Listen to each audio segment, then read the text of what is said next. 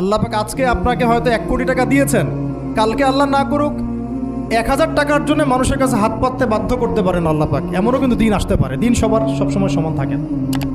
আজকে আপনার কাছে 1 কোটি টাকা আছে, কিছু মনে হচ্ছে না, কালকে কে জানে আল্লাহ না করুক যে 1000 টাকা কারো কাছে চাইতে হচ্ছে, 1000 টাকার জন্য ঠেকে গেছেন, হতে পারে না? রিজিককে মানুষ তাজিম না করলে রিজিক দূরে চলে যায়। দুটো বিষয় খেয়াল রাখবেন, দুটো বিষয়। এক হচ্ছে মাঝে মাঝে মনের মধ্যে কিছু আমল করার ইচ্ছা আসে না? মনে হলো যে আচ্ছা একটু 10টা আয়াত পড়ি, মনে আসে না মাঝে মাঝে? এমন মনে হয় না? ওই সময় এই যে মনের মধ্যে যে এই ইরাদাটা জাগ্রত হওয়া, এটাকে আমরা বলি ওয়ারিদ। অন্য ভাষায় আপনি বলতে পারেন মেহমান। কি বলতে পারেন? এটা আল্লাহর পক্ষ থেকে আপনার কলবের মধ্যে মেহমান হিসেবে এসেছে।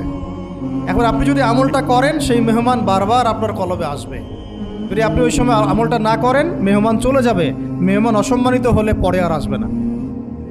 একইভাবে